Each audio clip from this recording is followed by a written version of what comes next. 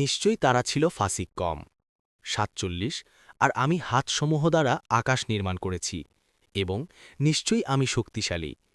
৪৮ আর আমি জমিনকে বিছিয়ে দিয়েছি, আমি কতই না সুন্দর বিছানা প্রস্তুতকারী।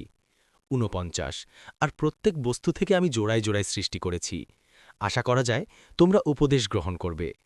৫০ অতএব তোমরা আল্লাহর দিকে ধাবিত হও, আমি তো তার পক্ষ থেকে তোমাদের জন্য এক স্পষ্ট সতর্ককারী।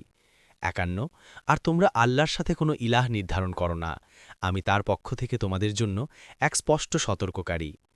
৫২ এভাবে তাদের পূর্ববর্তীদের মধ্য থেকে যে রাসূলই এসেছে তারা বলেছে, এ তো একজন জাদুকর অথবা উন্মাদ।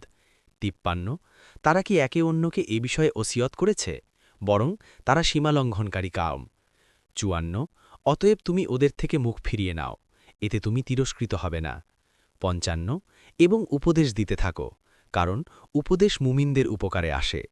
৫৬ আর জিন ও মানুষকে কেবল এজন্যই সৃষ্টি করেছি যে তারা আমার ইবাদাত করবে।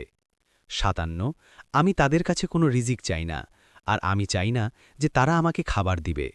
৫৮ নিশ্চয়ই আল্লাহই রিজিক দাতা, তিনি শক্তিধর পরাক্রমশালী।